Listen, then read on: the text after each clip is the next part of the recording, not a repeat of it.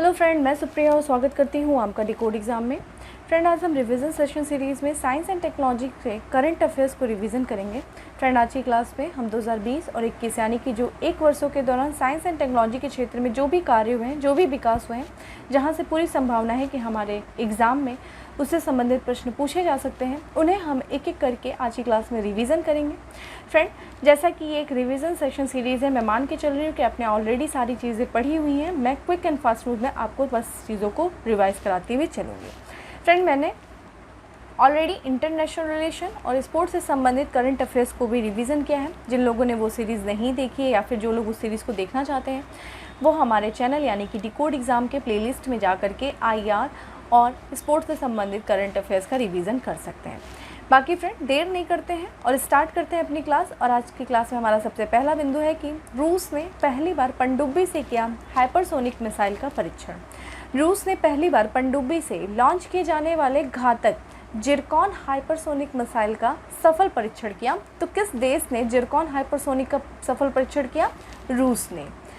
सेवरोडविंग्स पनडुब्बी ने मिसाइल को बेरिंग सागर में दागा गया था, जिसने अपने चुने हुए लक्ष्य पर सफलतापूर्वक निशाना साधा। जिरकॉन ध्वनि की गति से 9 गुना तेज उड़ान भरने में सक्षम होगी और 1000 किलोमीटर सीमा क्षेत्र में लक्ष्य को निशाना बना सकती है। बाकी ध्यान रखिएगा, जिरकॉन जो है वो एक हाइपरसोनिक मिसाइल है। किस देश के द्वारा? रूस के द्वारा इसको लॉन्च किया गया है परमाणु पनडुब्बी से, ठीक है। और इसकी जो स्पीड है, इसकी जो ये सक्षम है, तो ये 9 गुना जो है तेज उड़ान भरने में सक्षम है। बाकी ये 1000 किलोमीटर सीमा के क्षेत्र में ये अपने लक्ष्य को निशाना बना सकती है। अगला है, नासा ने, अमेरिका का स्पेस एजेंसी नासा ने लॉन्च किया लैंडसैट 9 उपग्रह। नासा का नया लैंडसैट 9 उपग्रह अपने साथ ही लैंडसैट 8 के साथ हर 8 दिन में पूरी पृथ्वी की तस्वीर लेकर हमारे ग्रह की सतह पर निगरानी रखेगा। तो एक तरीके से ये पृथ्वी की निगरानी रखने के लिए इस उपग्रह को लॉन्च किया गया है। किसके द्वारा? ये नासा के द्वारा। इस समय पृथ्वी जलवायु परिवर्तन, क्लाइमेट चेंज के खतरनाक दुष्प्रभावों को झेल रही है। अंतरिक्ष से अवलोकन विकास का एक बेहतर दृश्य खोजने में मदद कर सकता है, क्योंकि ये जो है लैंडसैट उपग्रह जो है 9 उपग्रह, ये एक तस्वीर लेगी पृथ्वी की, जिससे कि हमें बहुत सारे बेहतर जो है दृश्य खोजने में इससे मदद मिल सकती है इन तस्वीरों से। नासा के अनुसार सैटेलाइट की जानकारी से किसानों को भी बेहतर और उपयोगी फसल का फैसला करने में सहायक सिद्ध हुई है। और इसके अतिरिक्त मुफ्त की जानकारी कई देशों को अपने कृषि संसाधन यानी कि एग्रीकल्चर रिसोर्सेज के बेहतर उपयोग में सहयोगी साबित होगी। तो ध्यान रखिएगा, लैंडसैट जो उपग्रह है ये नासा के द्वारा लॉन्च किया गया है और एक तरीके से ये पृथ्वी अवलोकन उपग्रह है। ये पृथ्वी के द्वारा इस लैंडसैट के द्वारा पृथ्वी की तस्वीर ली जाएगी, जो कि विभिन्न क्षेत्रों में एक सहायक सिद्ध होगी, ठीक है।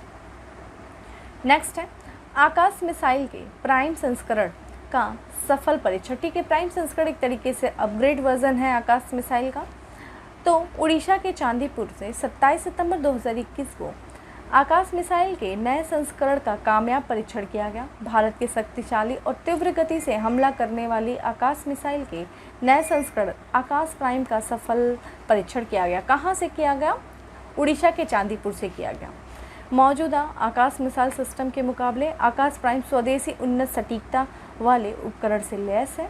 इसके अतिरिक्त अधिक ऊंचाई पर कम तापमान में भी उसका प्रदर्शन भरोसेमंद है। फ्रेंड, जैसा कि आप जानते हैं, ऊंचाई बढ़ने के साथ साथ तापमान जो है वो कम होने लगता है और वहाँ पे बहुत सारे जो ऐसे जो देखा जाए मिसाइलें होती हैं, उनके थोड़ा सा प्रदर्शन में थोड़ा सा समस्याएं आने लगती है। लेकिन बात करें जो आकाश मिसाइल के अपग्रेड वर्जन की, तो वहाँ पे ये अधिक ऊंचाई पर और जहाँ पे तापमान कम होता है वहाँ पे भी इसका प्रदर्शन काफ़ी ज़्यादा भरोसेमंद रहा है। मिसाइल को DRDO के हैदराबाद स्थित प्रयोगशाला में विकसित किया गया। मोस्ट इम्पॉर्टेंट कि सबसे पहली बार जो आकाश के प्राइम संस्करण का देखा जाए परीक्षण किया गया, उड़ीसा के चांदीपुर से किया गया। किसके द्वारा विकसित किया गया है? DRDO के हैदराबाद स्थित प्रयोगशाला से इसको विकसित किया गया है, ठीक है। अगला है, IAU ने आर्कटिक खोजकर्ता मैथ्यू हेंस के नाम पर रखा चंद्र क्रैटर का नाम। क्रैटर फ्रेंड झील होती हैं जो चंद्रमा जो सैटेलाइट्स जो होते हैं वहाँ पे, तो चंद्र क्रैटर पे एक जो नाम रखा गया है वो IAU के आर्कटिक खोजकर्ता जिनका नाम है मैथ्यू हेंस। ये स्टार प्रश्न है फ्रेंड, ये काफ़ी ज़्यादा इंपॉर्टेंट है। तो अंतर्राष्ट्रीय खगोलीय संघ इंटरनेशनल एस्ट्रोनॉमिकल यूनियन ने चंद्रमा के दक्षिण ध्रुव पर एक क्रेटर का नाम अश्वेत व्यक्ति आर्कटिक खोजकर्ता मैथ्यू हेंस पर रखा गया। तो ध्यान रखिएगा कि चंद्रमा के दक्षिण ध्रुव पर एक क्रेटर है जिसका नाम एक अश्वेत व्यक्ति जो कि आर्कटिक के खोजकर्ता हैं और उनका नाम क्या है, मैथ्यू हेंस। मैथ्यू हेंस के नाम पे उस क्रेटर का नाम रखा गया है। किसके द्वारा रखा गया है? अंतर्राष्ट्रीय खगोलीय संघ के द्वारा। बात करें आगे तो हेंस क्रेटर चंद्रमा के दक्षिणी ध्रुव पर डे गैरलाचो और सुपर ड्रूप क्रेटर के बीच में स्थित है। तो ये जो क्रेटर है हेंसन क्रेटर, ये चंद्रमा के दक्षिणी ध्रुव पर डे गैरलाचो और सुपर ड्रूप जो क्रेटर है, यानी कि हमें 3 नाम पता चल रहा है चंद्रमा पे। एक हेंसन क्रेटर है, दूसरा देखा जाए तो डे गैरलाचो क्रेटर है और सुपर ड्रूप जो है क्रेटर। ये सब चंद्रमा के क्रेटर हैं जिसमें एक नाम जो रखा गया है वो आर्कटिक खोजकर्ता मैथ्यू हेंस के नाम पे रखा गया है। वही बात करें तो यह चंद्रमा पर वही क्षेत्र है जहाँ नासा का आर्टेमिस कार्यक्रम का लक्ष्य अपने चंद्र खोजकर्ताओं को उतारना है। मोस्ट इम्पॉर्टेंट, आर्टेमिस कार्यक्रम जो है वो नासा के द्वारा शुरू किया गया है जिसका उद्देश्य क्या है? चंद्रमा, ठीक है, दक्षिणी ध्रुव, चंद्रमा के दक्षिणी ध्रुव पर जाना और वहाँ पे जो खोजना, ठीक है, तो चंद्र खोजकर्ताओं को उतारना है। ये चीज़ ध्यान रखिएगा, बहुत इंपॉर्टेंट है। यहाँ से हमें 2 चीज़ मिलती है कि पहली बात मैथ्यू हेंस का नाम कहाँ पे, जो चंद्र क्रेटर का जो नाम रखा गया है, चंद्रमा के क्रेटर का नाम मैथ्यू हेंस के नाम पे रखा गया है, जिन्होंने आर्कटिक की खोज किया था। किसके द्वारा रखा गया? अंतर्राष्ट्रीय खगोलीय संघ के द्वारा रखा गया है। और दूसरी इंपॉर्टेंट चीज़ हमें जो मिल रही है वो मिल रही है आर्टेमिस कार्यक्रम। आर्टेमिस कार्यक्रम किससे संबंधित है? नासा से संबंधित है। उद्देश्य क्या है? चंद्रमा के दक्षिण ध्रुव पे अपने खोजकर्ताओं को उतारना। मोस्ट इंपॉर्टेंट स्टार है, यहाँ से प्रश्न बिल्कुल पॉसिबिलिटी है बनना। नेक्स्ट, नासा का Lucy mission, most important friend. मैंने अपने डेली करंट अफेयर्स की क्लास में लूसी मिशन के भी बारे में बताया था। तो लूसी मिशन काफ़ी ज़्यादा इंपॉर्टेंट है। तो लूसी मिशन लॉन्च किया गया नासा के द्वारा, अमेरिकी अंतरिक्ष एजेंसी के द्वारा। तो यह लूसी अंतरिक्षयान बृहस्पति के ट्रोजन क्षुद्रग्रह का अध्ययन करने वाला नासा का पहला अंतरिक्षयान है। देखिए, जब भी कोई घटना पहली होती है तो वो अपने आप के लिए इम्पॉर्टेंट हो जाती है। और ये चूँकि बृहस्पति के ट्रोजन उपग्रहों का जो अध्ययन करेगा लूसी, तो ये अपने आप में भी काफ़ी ज़्यादा इंपॉर्टेंट है क्योंकि ये पहला ऐसा मिशन है जो बृहस्पति के ट्रोजन उपग्रह का जो है वो अध्ययन करेगा। तो ध्यान रखिएगा, लूसी किससे संबंधित है? बृहस्पति ग्रह से है। बृहस्पति ग्रह के जो क्षुद्र ग्रह हैं, बृहस्पति के जो ट्रोजन आपके क्षुद्र ग्रह हैं, उनका ये अध्ययन करेगा।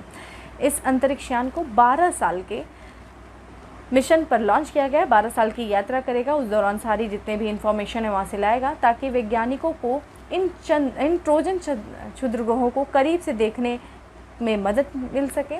बृहस्पति के इन ट्रोजन क्षुद्र ग्रहों के अध्ययन से वैज्ञानिकों को यह समझने में मदद मिलेगी कि लगभग 4.5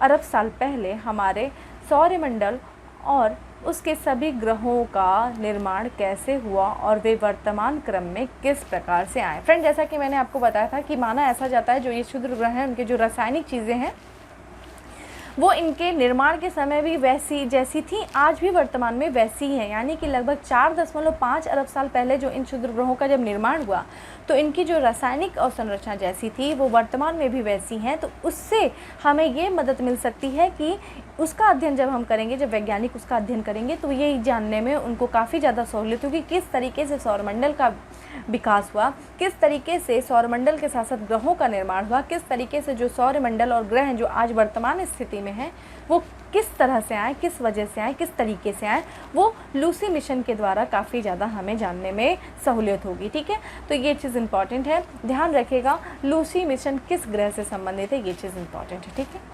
नेक्स्ट है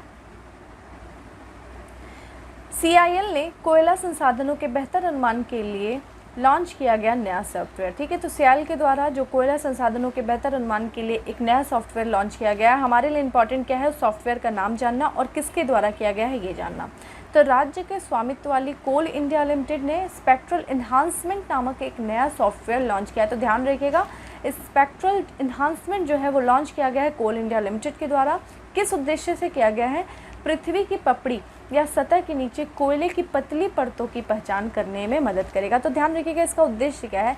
सबसे इंपॉर्टेंट देखिए, कंफ्यूज कर सकता है क्योंकि स्पेक्ट्रल इन्हांसमेंट जो है वो किसी तरह से भी रिलेट नहीं कर रहा है अगर हम कोयले से संबंधित, तो यहीं पे कंफ्यूज करने वाले ऐसे क्वेश्चंस बनते हैं। तो स्पेक्ट्रल इन्हांसमेंट को जो नामक जो सॉफ्टवेयर है किसके द्वारा लॉन्च किया गया? कोल इंडिया लिमिटेड के द्वारा। क्या कारण है, उसका उद्देश्य क्या है? ये पृथ्वी के पपड़ी सतह के नीचे कोयले की पतली परतों की पहचान करने में मदद करेगा। यह नया सॉफ्टवेयर भूकंपीय संकेतों के बारे में अधिक सक्षमता से पता लगाने में मदद करेगा, जिससे कोयले की सबसे पतली परत का चित्रण भी हो सकेगा। ठीक है, मेक इन इंडिया सॉफ्टवेयर के समय के साथ ही कोयले की खोज की लागत बचाने में भी मदद करेगा, जो कोयला उत्पादन में आत्मनिर्भर भारत के मिशन को बढ़ावा देगा। तो ध्यान रखिएगा, स्पेक्ट्रल इन्हांसमेंट कोयले से संबंधित है, जो कि पृथ्वी के अंदर दबे कोयले की पहचान करने में, और उसी के साथ साथ किसके द्वारा? कोल इंडिया लिमिटेड के द्वारा इस सॉफ्टवेयर को लॉन्च किया गया। नेक्स्ट है सौरमंडल में सबसे तेज परिक्रमा करने वाले एस्टेरॉयड की खोज। देखिए क्या नाम है वो एस्टेरॉयड का, ये सबसे तेज परिक्रमा करने वाला एस्टेरॉयड है। तो सबसे तेज परिक्रमा करने वाले एस्टेरॉयड को 2021 PS27 नाम दिया गया है। तो ऐसे पूछ सकता है कि 2021 PS27 क्या है? तो ये एक एस्टेरॉयड है जो कि सौरमंडल का सबसे तेज परिक्रमा करने वाला है, जिसकी हाल ही में खोज की गई है। यह चट्टान का व्यास लगभग 1 किलोमीटर है और यह पृथ्वी के केवल 113 दिनों में अपनी कक्षा की एक परिक्रमा पूरी कर लेता है। वैज्ञानिकों ने यह भी नोट किया है कि 113 पृथ्वी दिवस बुध ग्रह को छोड़कर किसी भी ज्ञात सौरमंडल पिंड या चट्टान की सबसे छोटी कक्षीय अवधि है। बुध ग्रह सूर्य के चारों ओर परिक्रमा करने के लिए 88 दिन का समय लेता है। ठीक है, तो ये मात्र 113 दिन का जो है अपनी कक्षा में परिक्रमा को ये पूरी कर लेता है। तो ध्यान रखिएगा 2021 PS27 जो है वो एक एस्टेरॉयड है, जिसको हाल ही में खोजा गया, और ये सौरमंडल का सबसे तेज़ी से परिक्रमा करने वाला एस्टेरॉयड है। ठीक है, नेक्स्ट है DRDO ने IF लड़ाकू विमानों के लिए विकसित की उन्नत भूसा प्रौद्योगिकी। तो भारतीय वायुसैनिक की वार्षिक रोलिंग या सतत आवश्यकताओं को पूरा करने के उद्देश्य से बड़ी मात्रा में उत्पादन के लिए सैन्य उद्योग को भूसा प्रौद्योगिकी दी गई है। यह एक महत्वपूर्ण रक्षा तकनीकी है जिसका उपयोग लड़ाकू विमानों को शत्रु देश के रडार लक्ष्यों से बचाने के लिए किया जाता है। इस SCAF टेक्नोलॉजी का महत्व इस तथ्य में निहित है कि हवा में बहुत कम मात्रा में तैनात भूसा सामग्री भी विमानों की सुरक्षा सुनिश्चित करने के लिए दुश्मन की मिसाइलों को विक्षेपित करने का काम करती हैं। उन्होंने इसे रणनीतिक रक्षा उद्योग प्रौद्योगिकी में आत्मनिर्भर भारत की ओर से DRDO का एक और सफल कदम करार दिया है। ठीक है, ये चीज़ ध्यान रखिएगा, उन्नत भूसा प्रौद्योगिकी। ठीक है, DRDO ने IMF लड़ाकू विमानों के लिए विकसित किया है। अगला है वैज्ञानिकों ने की टिश्यूज़ को कैंसर ग्रस्त करने वाली प्रोटीन की खोज। तो जो टिश्यूज़ होते हैं उनको जो कैंसर ग्रस्त करने वाले जो प्रोटीन होते हैं उनकी खोज जो है वो वैज्ञानिकों ने किया है। टिश्यूज़ क्या होता है फ्रेंड? ग्रुप होता है किसका? सेल का। जो सेल के ग्रुप होते हैं उनको टिश्यूज़ कहते हैं। और आपको पता है जो कैंसर होता है उसमें बहुत ही एक तरीके से अनियंत्रित तरीके से जो होता है सेलों का, यानी कि जो कोशिकाएं होती हैं वो अनियंत्रित तरीके से बढ़ने लगती हैं। तो वही चीज़ की जो वैज्ञानिक हैं वो ऐसे प्रोटीन की पहचान किया है जिनसे जो है टिश्यूज़ को कैंसरग्रस्त होते हैं। तो वैज्ञानिकों ने कैंसर के ट्यूमर के RNA मॉडिफाइंग नाम के एक प्रोटीन की खोज की है। क्या नाम है? RNA मॉडिफाइंग प्रोटीन है ये, जो सामान्य ऊतकों जो कि टिश्यूज़ को कैंसरग्रस्त बनाने में महत्वपूर्ण भूमिका निभाते हैं। तो ध्यान रखिएगा, जो प्रश्न आए कि हाल ही में वैज्ञानिकों के द्वारा एक ऐसे टिश्यूज़ प्रोटीन की खोज किया गया है जो टिश्यूज़ को कैंसरग्रस्त बनाते हैं, उसका नाम क्या है? RNA modifying.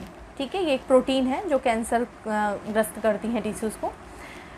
अब इस प्रोटीन को लक्षित कर कैंसर का इलाज किया जाना संभव है।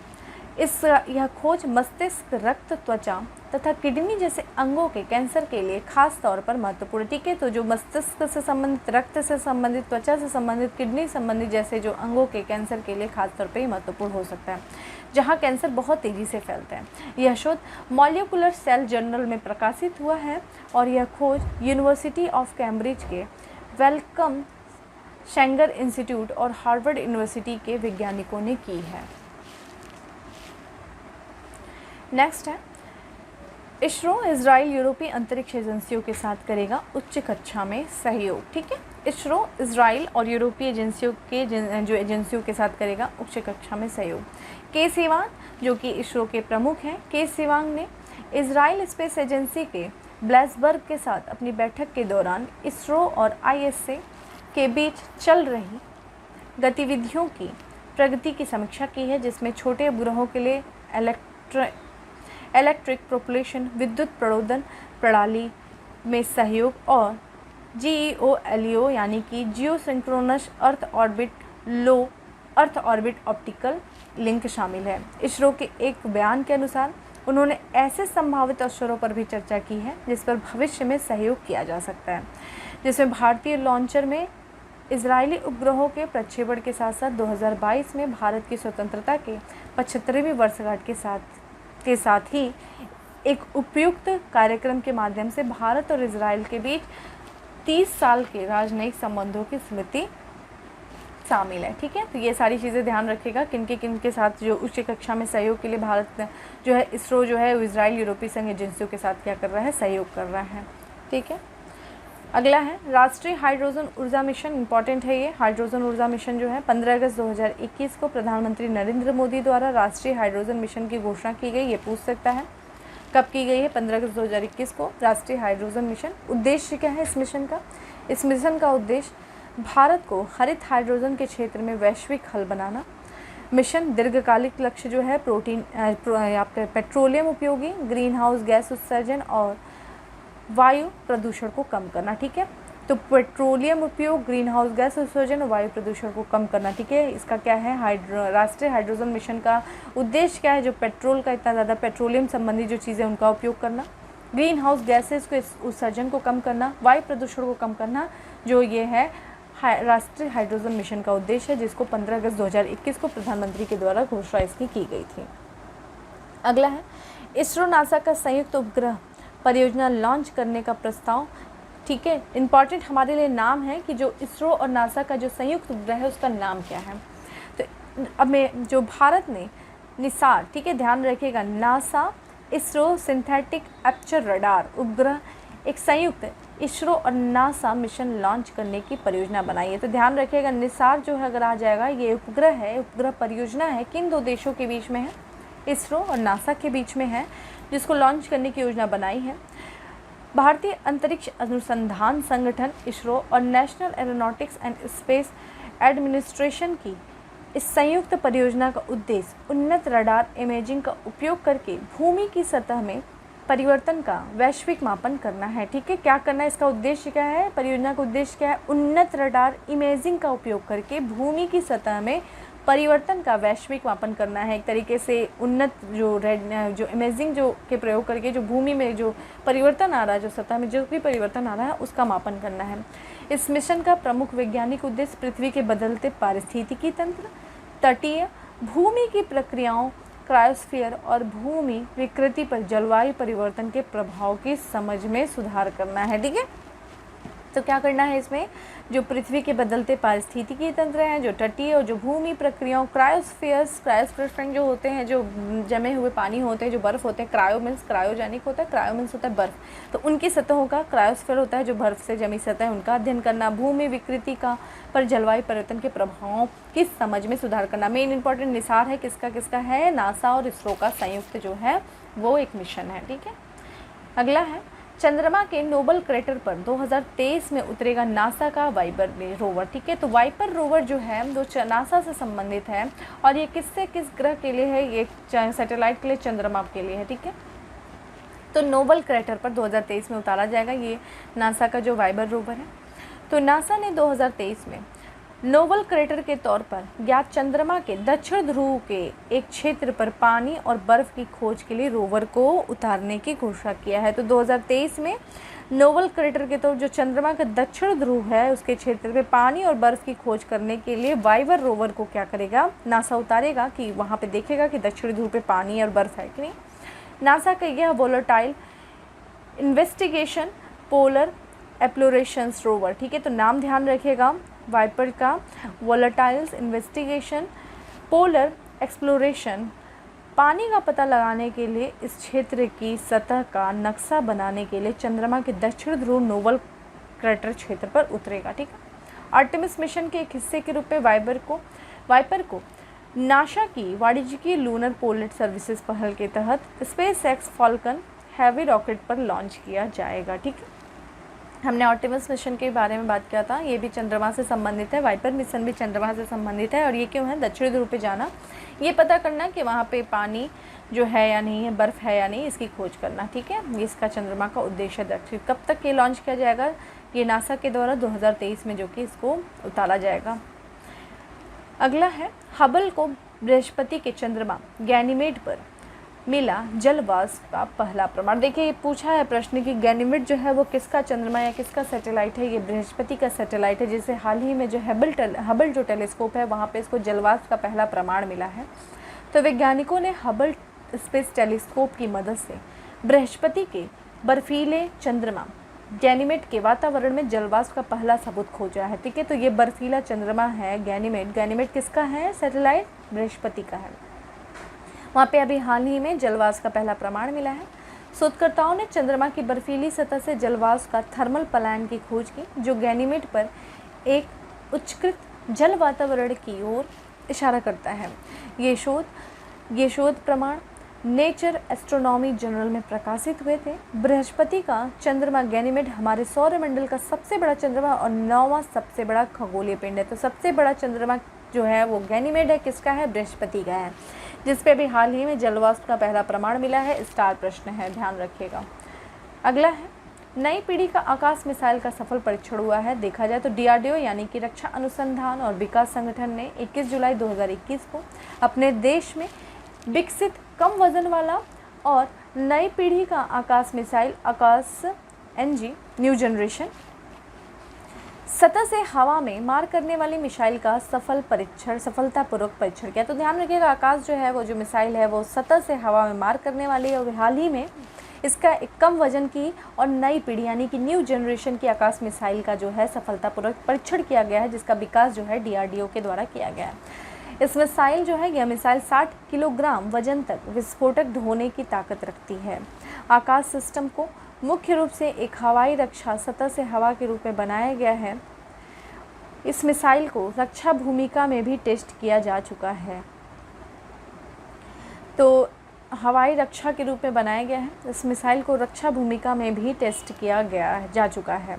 ठीक है, अगला है, इसरो ने किया गगनयान के लिए तरल ईंधन इंजन का सफल परीक्षण। ठीक है, गगनयान के लिए तरल ईंधन इंजन का सफल परीक्षण इसरो के द्वारा किया गया है। तो भारतीय अंतरिक्ष अनुसंधान संगठन ने गगनयान के लिए तरल इंजन ईंधन का सफल परीक्षण किया है। इसरो के मुताबिक मानव rated geosynchronous satellite launch vehicle MK3 GSLV MK3 के कोर L110 तरल इंजन के लिए तरल प्रणोदक विकास इंजन का तीसरा लंबी अवधि का गर्म परीक्षण सफल रहा। परीक्षण गगनयान कार्यक्रम के लिए इंजन योग्यता आवश्यकता का हिस्सा है। ठीक है, तो मोनोरेटेड जियोसिंक्रोनाइज सैटेलाइट लॉन्च व्हीकल MK3 के कोर L110 के लिए तरल प्रणोदक विकास इंजन की जो तीसरी लंबी अवधि का गर्म जो परीक्षण किया गया है, सफल परीक्षण किसके द्वारा? इसरो के दिया गया है। आपके लिए इंपॉर्टेंट, आप थोड़ा सा गगनयान के बारे में पढ़ लेना। ठीक है, अभी क्लास के बाद आप गगनयान को भी देख लेना कब है, किससे संबंधित है। अगला है, शिरीषा बांदला बनी अंतरिक्ष में जाने वाली भारतीय मूल की दूसरी महिला। ठीक है, पहली तो थी कल्पना चावला, ये दूसरी महिला बनी है शिरीषा बांदला, अंतरिक्ष में जाने वाली भारतीय मूल की दूसरी महिला। तो भारतीय मूल की शिरीषा बांदला को अंतरिक्ष में उड़ान भरने वाली भारतीय मूल की दूसरी महिला बन गई हैं। इन्होंने रिचर्ड ब्रेंसन जो कि एक अरबपति हैं, सर रिचर्ड ब्रेंसन की वर्जिन गैलेक्टिक उड़ान VSS यूनिट में सवार होकर अंतरिक्ष के किनारे तक उड़ान भरी। शिरीषा बांदला रिचर्ड ब्रेंसन की वर्जिन गैलेक्टिक उड़ान में सवार 6 चालक दलों में से एक थीं। शिरीषा बांदला अंतरिक्ष यान बनाने वाली कंपनी वर्जिन गैलेक्टिक में सरकारी मामलों और अनुसंधान कार्य की उपाध्यक्ष हैं। उनका जन्म आंध्र प्रदेश के गंटूर जिले के एक शहर तेनाली में हुआ था। उनका पालन पोषण अमेरिका के ह्यूस्टन में हुआ है। तो ये स्टार प्रश्न है। तो ये जो सर रिचर्ड ब्रेंसन की जो वर्जिन गैलेक्टिक उड़ान जो थी उसी में सवार होकर के जो 6 दल थे। 6 दल में शिरीषा बांदला भी थी जिन्होंने अंतरिक्ष के किनारे तक पूरी उड़ान भरी, और ये ऐसा करने वाली भारतीय मूल की दूसरी महिला बन गई हैं। इनका जो जन्म हुआ था आंध्र प्रदेश के गुंटूर जिले के एक शहर तेनाली में हुआ था। अगला है, रिचर्ड ब्रेंसन बने अंतरिक्ष में उड़ान भरने वाले पहले अरबपति। स्टार प्रश्न है। तो ब्रिटिश अरबपति हैं और परोपकारी बिजनेस टाइकून हैं ये Richard Branson, sir Richard Branson. New York के अमेरिका में न्यू मैक्सिको से वर्जिन गैलेक्टिक अंतरिक्षयान VSS यूनिट पर ऐतिहासिक अंतरिक्ष उड़ान भरने के बाद अंतरिक्ष में उड़ान भरने वाले पहले अरबपति बन गए। देखिए ये 6 दल गए थे, जिसमें देखा जाए इन्हीं के साथ गई थी शिरीषा बांदला जो कि भारतीय मूल की दूसरी महिला हैं जिन्होंने अंतरिक्ष यात्रा की थी। और इनके साथ जो सर रिचर्ड ब्रेंसन हैं ये पहले अरबपति बने हैं जिन्होंने अंतरिक्ष में उड़ान भरी है। और इनके जो वर्जिन गैलेक्टिक अंतरिक्षयान VSS यूनिट का जो है ऐतिहासिक रूप से अंतरिक्ष उड़ान भरने के बाद ये देखा जाए तो एक तरीके से पहले अरबपति बन गए। VSS यूनिट पर सवार इस 6 सदस्यीय दलों में पृथ्वी पर वापस लौटने से पहले अंतरिक्ष में लगभग 1 घंटा बिताया है। ठीक है, तो 1 घंटा इन्होंने बिताया अंतरिक्ष में।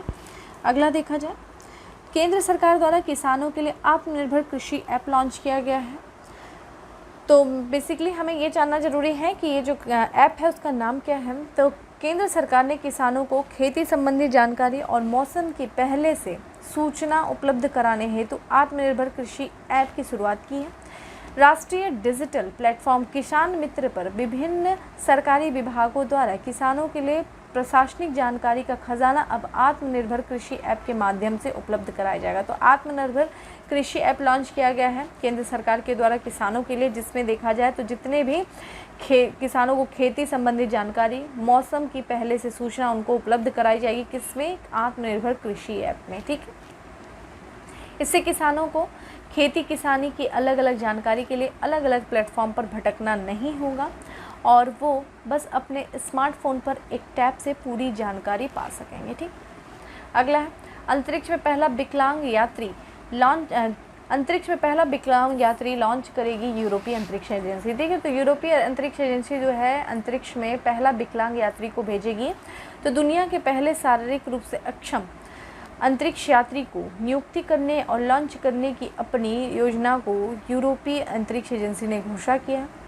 यूरोपीय स्पेस एजेंसी के मुताबिक कई पैरा अंतरिक्ष यात्रियों ने इस अंतरिक्ष यात्रा के लिए आवेदन किया। वर्ष 1975 में स्थापित यूरोपियन स्पेस एजेंसी एक अंतर सरकारी संगठन है जिसमें 22 सदस्य देश शामिल हैं और इसका मुख्यालय देखा जाए तो पेरिस है। तो किस स्पेस एजेंसी के द्वारा पहले विकलांग यात्रियों को लॉन्च करने की योजना बनाई जा रही है? यूरोपीय अंतरिक्ष एजेंसी के द्वारा, जिसकी स्थापना देखा जाए तो 1975 में हुई थी। ये एक अंतर सरकारी संगठन है जिसमें देखा जाए तो यूरोपीय अंतरिक्ष एजेंसी में 22 सदस्य देश शामिल है। उसका मुख्यालय पेरिस, ठीक है, फ्रांस की राजधानी पेरिस में है।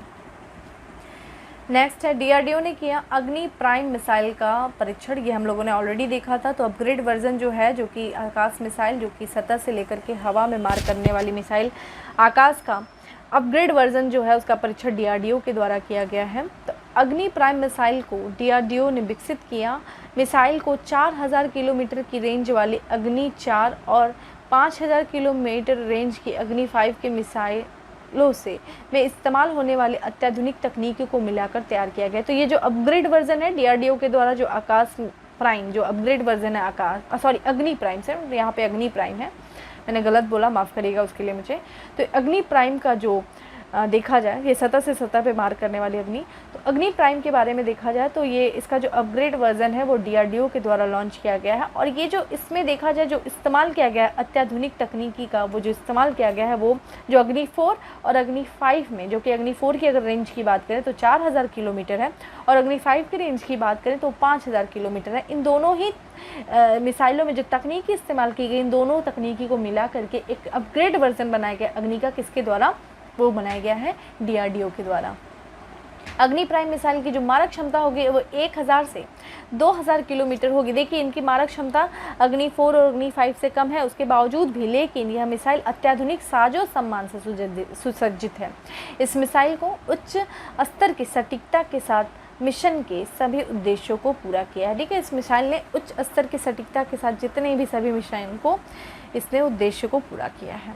ठीक है, अगला देखें, डीआरडीओ ने किया पिनाका रॉकेट के अपग्रेड रेंज का सफल परीक्षण। देखिए अब हम लोगों ने आकाश का देखा, फिर हम लोगों ने अग्नि का देखा, अब पिनाका रॉकेट के बारे में देखते हैं। उसका भी अपग्रेड वर्जन है जो पिनाका, डीआरडीओ ने पिनाका रॉकेट के अपग्रेड रेंज का सफल परीक्षण किया है। तो डीआरडीओ यानी कि रक्षा अनुसंधान और विकास संगठन ने उड़ीसा तट के पास चांदीपुर में एकीकृत परीक्षण केंद्र से स्वदेशी पिनाका रॉकेट के उन्नत संस्करण का परीक्षण किया है। स्वदेशी तकनीक से निर्मित Pinaka guided rocket launch system का अपग्रेड संस्करण है जो कि मौजूदा पिनाका MK-1 रॉकेट की जगह लेगा, जिनका मौजूदा समय में उत्पादन किया जा रहा है। इस सिस्टम की मदद से 45 किलोमीटर तक की दूरी पर लक्ष्य को नष्ट किया जा सकता है। तो डीआरडीओ ने, जो कि उड़ीसा के तट पे देखा जाए चांदीपुर में एकीकृत परीक्षण इंटीग्रेटेड देखा जाए टेस्ट जो सेंटर है से जो स्वदेशी पिनाका रॉकेट के उन्नत जो है सफल परीक्षण इन्होंने किया है। बात करें इसके बारे में, जो तकनीकी है जो निर्मित की गई है, जो पिनाका गाइडेड लॉन्च सिस्टम का अपग्रेड वर्जन है ये, जो कि मौजूदा जो है पिनाका MK-1 रॉकेट की जगह लेगा। ठीक है, तो अभी जो MK-1 रॉकेट की जो MK-1 जो कि पिनाका रॉकेट की जो अपग्रेड वर्जन का ये जो जगह लेगा, तो इसका जो अपग्रेड वर्जन है पिनाका रॉकेट का वो जगह लेगा किसका, पिनाका MKI रॉकेट का। ठीक है, और ये सिस्टम जो है सिस्टम की मदद से जो 45 किलोमीटर की दूरी के लक्ष्य को नष्ट किया जा सकता है। अगला है स्पेस एक्स के हालिया मिशन। तो ट्रांसपोर्टर 2 फाल्कन 9 द्वारा स्पेस एक्स द्वारा 88 उपग्रहों का लॉन्च किया गया है। तो 88 उपग्रहों को किसके द्वारा लॉन्च किया गया है, फाल्कन 9 के द्वारा, ट्रांसपोर्ट 2 फाल्कन 9 के द्वारा।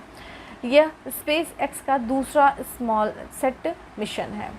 GPS-3 space vehicle 5 mission falcon 9 अंतरिक्ष यान द्वारा प्रक्षेपित। यह मिशन संयुक्त राज्य अमेरिका GPS सिस्टम को अद्यतन करने हेतु लॉन्च किया गया। तो GPS से संबंधित है, ग्लोबल पोजिशनिंग सिस्टम से संबंधित है कौन सा आपका स्पेस व्हीकल जो है 05 मिशन जो है, जिसके तहत देखा जाए तो 88 उपग्रहों को लॉन्च किया गया स्पेस एक्स के द्वारा। किसके द्वारा, फाल्कन 9 द्वारा, स्पेस एक्स द्वारा 88 उपग्रहों को लॉन्च किया गया है। ठीक है, अगला है कि कैंसर कोशिकाओं के खात्मे में मददगार हो सकती है CRISPR-Cas9 तकनीकी। तो ध्यान रखिएगा, तकनीकी पूछ सकता है कि CRISPR-Cas9 तकनीकी किस में मददगार हो सकती है, तो कैंसर की कोशिकाओं के खात्मे के लिए।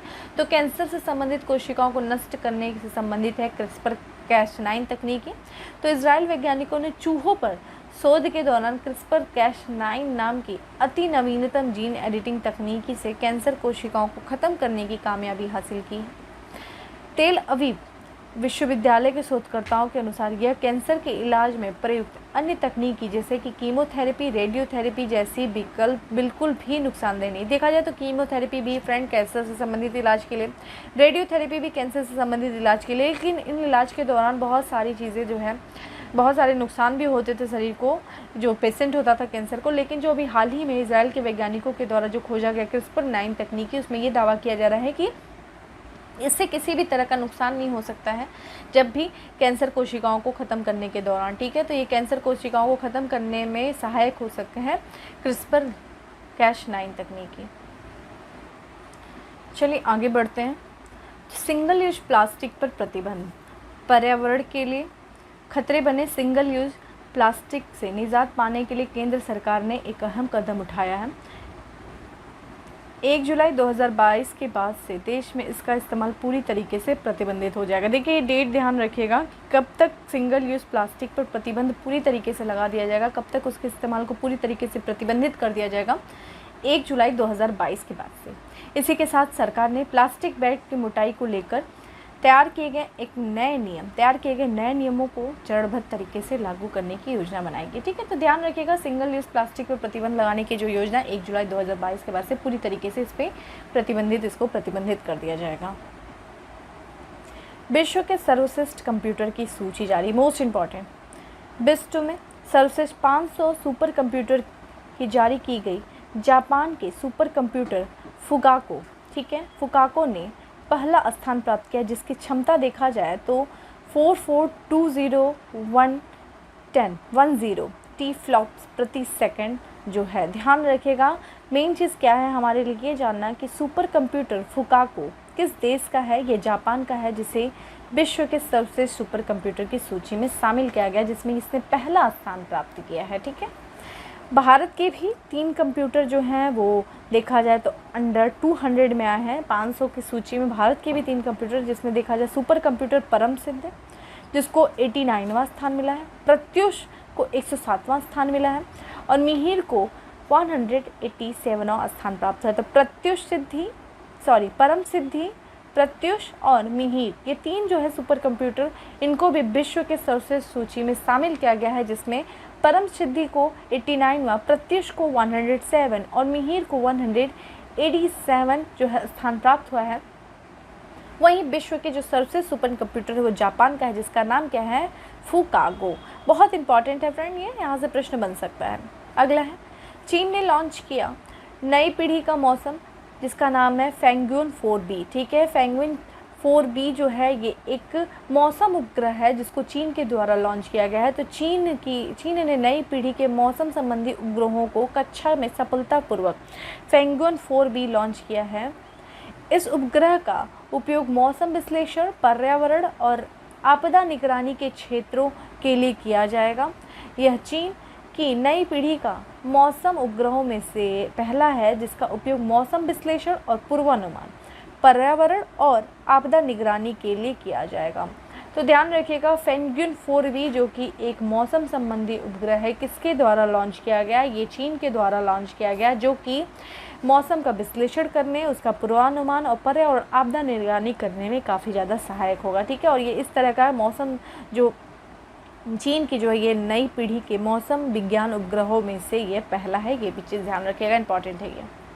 अगला है, राजस्थान के म्यूकोरमाइसिस को घोषित किया गया महामारी। ठीक है, तो म्यूकोरमाइसिस जो है वो एक महामारी घोषित किया गया है। किस राज्य सरकार के द्वारा? ये राजस्थान की सरकार के द्वारा किया गया है, राजस्थान में किया गया है, चूँकि एक ब्लैक फंगस है। फ्रेंड देखा होगा, जिन लोग कोविड पेशेंट जो लोग थे, जब उन्होंने रिकवरी किया तो बहुत सारे जो कोविड पेशेंट रिकवरी करने के बाद उनके अंदर ब्लैक फंगस की समस्याएँ जो थी आ रही थी, ब्लैक फंगस डिजीज़ के केसेस देखे गए। उसके बाद से देखा जाए तो म्यूकोरमाइसिस जो है वो वहाँ की सरकार, राज्य सरकार के द्वारा इसको महामारी घोषित किया गया है। तो राजस्थान में इस बीमारी के मामलों की संख्या के लगातार बढ़ने के कारण वहाँ की सरकार के द्वारा इसे महामारी घोषित कर दिया गया। इस बीमारी के मुख्य रूप से कोविड से ठीक होने वाले लोगों को प्रभावित करती है। इससे पहले हरियाणा में ब्लैक फंगस को अधिसूचित बीमारी के रूप में घोषित किया गया था। ठीक है, तो ध्यान रखिएगा, म्यूकोरमाइसिस जो है जो कि ब्लैक फंगस है, राजस्थान के द्वारा इसे महामारी घोषित किया गया और हरियाणा में भी ब्लैक फंगस को अधिसूचित बीमारी के रूप में घोषित किया गया था। कोविड-19 उपचार से प्लाज्मा थेरेपी को हटाया गया। तो प्लाज्मा थेरेपी जो था एक उपचार माना जाता था। तो इसमें देखा जाए Indian council of medical research ने प्लाज्मा थेरेपी को कोविड-19 उपचार से हटाने का फैसला लिया।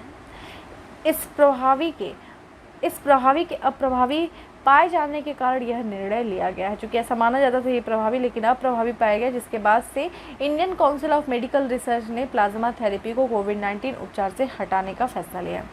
थेरेपी के तहत एक कोविड से रिकवरी हुए रोगी से प्लाज्मा नामक रक्त घटक को कोविड संक्रमित रोगी में इंजेक्ट किया जाता था। तो कोविड से जो रिकवरी करते थे, उस रोगी से प्लाज्मा निकाल करके, प्लाज्मा का जो रक्त निकाल करके जो कोविड पेशेंट था उसके रक्त में इसको इंजेक्ट किया जाता था, जिससे ये माना जाता था कि उससे रिकवरी हो जाएगी। लेकिन ये उतना ज़्यादा प्रभावी नहीं था। उसके बाद देखा जाए तो Indian council of medical research ने इस थेरेपी को ही हटा दिया। अगला है, चीन का चुरुंग रोवर मंगल पर लैंड। तो ध्यान रखिएगा, चुरुंग रोवर जो चीन का है वो किस ग्रह से संबंधित है? मंगल ग्रह से संबंधित है। चीन का चुरुंग रोवर 7 महीने की अंतरिक्ष यात्रा पूरी करके मंगल ग्रह पर सफलतापूर्वक लैंड कर गया। इसी के साथ मंगल पर रोवर भेजने वाले देशों में चुनिंदा देशों में शामिल हो गया चीन। ठीक है, तो इसी के साथ साथ जो चीन है वो मंगल पर भेजने वाले देशों में चुनिंदे देशों में शामिल हो गया। यह मंगल के यूटोपिया प्लेनेशिया समतल तक पहुंचता है, जो मंगल ग्रह के उत्तरी गोलार्ध का हिस्सा है। तो ध्यान रखिएगा, यूटोपिया प्लेनेशिया जो समतल है, ये मंगल ग्रह का उत्तरी गोलार्ध है, जिसपे हाल ही में चीन का चुरोंग रोवर जो है वो लैंड किया है। बहुत इंपॉर्टेंट है, चुरोंग रोवर किस देश के द्वारा, चीन के द्वारा, और कहाँ लैंड किया गया, उसे मंगल ग्रह के उत्तरी हिस्से पे किया गया, जिसका नाम है प्लूटोसिया प्लेनेशिया, ठीक है, या सॉरी यूटोपिया प्लेनेशिया। यह लैंडर मंगल की सतह और उसकी अंदरूनी सतह पर शोध करेगा, साथ ही वहां पानी की मौजूदगी का भी पता लगाएगा, मंगल की चट्टानों में मौजूद खनिजों का पता लगाएगा और मंगल के पर्यावरण पर भी जानकारी धरती पर भेजेगा। चीन मंगल की सतह पर किसी भी यान को सॉफ्ट लैंडिंग में सफलता हासिल करने वाला दुनिया का तीसरा देश है, ठीक है, ध्यान रखिएगा। मंगल की सतह पर किसी भी यान की सॉफ्ट लैंडिंग कराने वाला चीन जो है वो तीसरा देश है। इसके पहले देखा जाए तो अमेरिका और रूस था, ऐसा कहा था, ठीक है। चलिए नेक्स्ट चलते हैं। अगला है DRDO द्वारा निर्मित एंटी कोविड दवा 2-डीऑक्सी-डी ग्लूकोज के उपयोग को मंजूरी। तो ठीक है, ये जो दवा है जिसका नाम है 2-डीऑक्सी-डी ग्लूकोज, ये DRDO के द्वारा बनाई गई है और ये एक एंटी कोविड मेडिसिन है जिसको मंजूरी दे दी गई है। तो drug controller general of India, देखिए इन्हीं के द्वारा दवाओं को मंजूरी दिया जाता है। जो drugs controller general of India है DCGI ने रक्षा अनुसंधान और विकास संगठन DRDO द्वारा निर्मित एंटी कोविड दवा 2-डीऑक्सी-डी ग्लूकोज के आपातकालीन उपयोग को मंजूरी दे दिया है। इस दवा को कोविड-19 के माध्यम से गंभीर मामलों में सहायक चिकित्सा के तौर पर मंजूरी किया गया है। 2DC यानी कि देखा जाए 2DG, जिसका पूरा फुल फॉर्म क्या हो जाएगा फ्रेंड, 2-डीऑक्सी-डी ग्लूकोज एंटी कोविड-19 चिकित्सा अनुप्रयोग को institute of nuclear medicine and allied sciences द्वारा डॉक्टर रेड्डीज लैब हैदराबाद और DRDO की प्रयोगशाला के सहयोग से विकसित किया गया है। तो ठीक है, ध्यान रखिएगा आप इस मेडिसिन के बारे में, जो कि आपातकालीन स्थिति या फिर देखा जाए आपातकालीन स्थिति में उपयोग करने के लिए एक एंटी कोविड मेडिसिन है, जिसको drugs controller general of India के द्वारा मंजूरी दे दी गई है। DOX-D ग्लूकोज DRDO द्वारा निर्मित, किसके कौन से, एक आपका DRDO और दूसरा देखा जाए institute of nuclear medicine and allied sciences द्वारा डॉक्टर रेड्डीज लैब और DRDO की प्रयोगशाला में सहयोग से विकसित किया गया है। अगला है नासा द्वारा शुक्र ग्रह के लिए 2 रोबोटिक मिशनों की घोषणा। तो नासा ने शुक्र ग्रह पर वायुमंडल और भूवैज्ञानिक विशेषताओं की जांच के लिए शुक्र के लिए अपने 2 नए रोबोटिक मिशन, जिसका नाम देखिए क्या है, दावांची प्लस और वेरिटास की घोषणा किया है। तो ध्यान रखिएगा ये ग्रह हैं, देखा जाए एक रोबोटिक मिशन है जिसका नाम है दावांची प्लस और वेरिटास, और ये देखा जाए ये शुक्र ग्रह से संबंधित है, ठीक है, किसके द्वारा, नासा के द्वारा, और प्रत्येक मिशन को $500 मिलियन की फंडिंग की गई है। 2028 और 2030 के बीच में लॉन्च किया जाएगा। तो मोस्ट इंपॉर्टेंट है दावांची प्लस और देखा जाए वेरियार्स जो है, इसकी घोषणा किया गया है, जो कि एक रोबोटिक मिशन है, मिशनों को जो कि शुक्र ग्रह से संबंधित है और नासा के द्वारा इसको जो कि इसकी घोषणा की गई है। स्टार प्रश्न है फ्रेंड, ऐसे डायरेक्ट पूछ देता है किसके द्वारा किया गया है, ठीक है। अगला है कि ईरान ने अपना सबसे शक्तिशाली कंप्यूटर सिमरोग किया लॉन्च, ठीक है। तो ये देख लीजिएगा, सिमोर्ग जो है ये ईरान का सुपर कंप्यूटर है, जो कि पिछले सुपर कंप्यूटर से 100 गुना अधिक शक्तिशाली है। तो सिमोर्ग जो है वो एक ईरान का सुपर कंप्यूटर है और ईरान की राजधानी तेहरान में अमीर कबीर प्रौद्योगिकी विश्वविद्यालय के द्वारा विकसित किया गया है। यह ईरानी high performance computing research centre में स्थित है। तो ध्यान रखिएगा, ये डायरेक्ट पूछ सकता है कि सिमोर्ग जो है वो किस देश का सुपर कंप्यूटर है, किस देश का सबसे शक्तिशाली सुपर कंप्यूटर है। ये ईरान का जो है सबसे शक्तिशाली सुपर कंप्यूटर है सिमोर्ग, ठीक है। अगला है कि कोविशील्ड की 2 खुराक के बीच का बढ़ा अंतराल। तो जो कोविशील्ड मेडिसिन है देखा जाए सीरम इंस्टीट्यूट के द्वारा डेवलप किया गया, तो सरकार के द्वारा कोविशील्ड की 2 खुराक के बीच का अंतराल जो है वो बढ़ा करके कितना कर दिया गया फ्रेंड, वो बढ़ा करके 12 से 16 सप्ताह कर दिया गया। और ये जो कि पहले कितना था, ये अंतर जो था वो था 6 से लेकर के 8 सप्ताह। जैसे अगर आज आपने मेडिसिन लिया है तो अब आपको जो अगला लेना पड़ेगा वो 12 से 16 सप्ताह के बाद लेना पड़ेगा। यही अंतर जो पहले था वो 6 से 8 सप्ताह के बीच में था। 3 महीने में यह दूसरी बार है जब इस अंतराल को बढ़ाया गया था। तो ये सब फ्रेंड ये थोड़ा सा पीछे की न्यूज़ है, लेकिन ध्यान रखिएगा मार्च 2021 में केंद्र शासित प्रदेश और राज्य सरकारों को इस अंतर को 28 दिनों तक बढ़ा करके 8 से 6 सप्ताह करने को कहा गया था। कोविड-19 वर्किंग ग्रुप ने यूके के वास्तविक जीवन के साक्ष्य के आधार पर अंतर को बढ़ाने की सिफारिश की है। ठीक है, अगला है नासा एज्यूम स्पेस स्टेशन के लिए पहला निजी अंतरिक्ष मिशन। तो नासा ने एक्सयूम स्पेस के साथ एक समझौते पर हस्ताक्षर किया है। इस समझौते के तहत एक्सयूम अपने अंतरिक्ष यात्रियों को अंतर्राष्ट्रीय अंतरिक्ष स्टेशन पे भेजेगा। ठीक है, अंतरिक्ष स्टेशन के लिए यह पहली निजी अंतरिक्ष यात्री मिशन है। तो देखा जाए मिशन को X1 नाम दिया गया है। तो X1 मिशन जो है वो नाम दिया गया है, जो कि अंतरिक्ष स्टेशन में पहला निजी अंतरिक्ष यात्री मिशन है। तो ध्यान रखिएगा, पूछ सकता है कि जो अंतरिक्ष स्टेशन के लिए पहला निजी अंतरिक्ष यात्री मिशन उसका नाम क्या है, X1। ठीक है, एक्सयूम अंतरिक्ष यात्री अंतरिक्ष स्टेशन में 8 दिन तक बिताएंगे। ठीक है, अगला है बेल्जियम में DDoS साइबर अटैक। तो DDoS क्या है फ्रेंड, जिसका नाम है डिस्ट्रीब्यूटेड डिनायल ऑफ सर्विसेज का ये एक तरीके से साइबर अटैक बेल्जियम में हुआ है। तो पूछ सकता है कि DDoS क्या है। ये एक साइबर अटैक है, कहाँ पे हुआ, बेल्जियम में हुआ, जिसका फुल फॉर्म क्या हो जाएगा DDoS का, यानी कि डिस्ट्रीब्यूटेड डिनायल ऑफ सर्विसेज। यह एक खतरनाक यह एक साइबर खतरा है जो टारगेट सर्वर को सामान्य ट्रैफिक जिस सर्वर को टारगेट किया गया था उसके सामान्य ट्रैफिक को भी पूरी तरीके से बाधित करने का एक तरीके से प्रयास था। यह मेलवेयर संक्रमित उपकरणों के नेटवर्क को नियंत्रित करके किया जाता है। हमले के कारण बेल्जियम सरकार की साइट्स ऑफलाइन हो गई थी। देश के सार्वजनिक क्षेत्र के कई सरकारी साइट्स और इंटरनेट सेवा प्रदाताओं को DDoS ने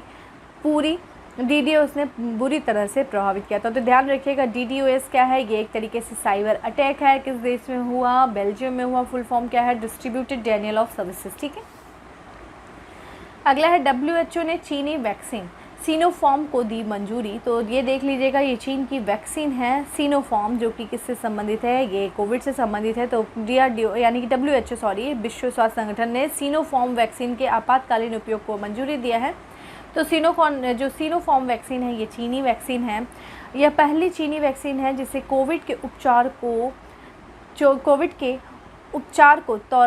औपचारिक तौर पर मंजूरी जो है वो मिली है। तो उपचार के तौर पे होना चाहिए था फ्रेंड, उपचार के तौर पर इसको मंजूरी मिला है। तो ये चीन की पहली जो वैक्सीन है जिसे विश्व स्वास्थ्य संगठन के द्वारा जो है आपातकालीन स्थिति में इसके उपयोग को मंजूरी दी गई है, जिसका नाम है Sinopharm vaccine.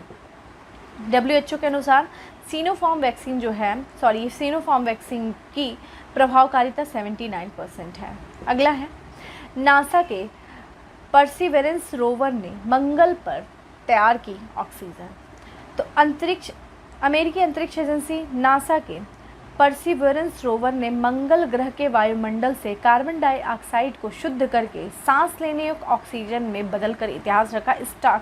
Most important friend, ऐसा पहली बार ये इतिहास रचा गया है कि किसी रोवर के द्वारा वहाँ के वायुमंडल यानी कि मंगल ग्रह के वायुमंडल में जो कार्बन डाइऑक्साइड है उसको शुद्ध करके जो ऑक्सीजन, ऐसी ऑक्सीजन में बदलना जो सांस लेने योग्य है, जिसको ग्रहण करने योग्य है, वो ऐसा कारनामा किया है परसिवेरेंस रोवर के द्वारा किया गया है, जो कि मंगल ग्रह पर है।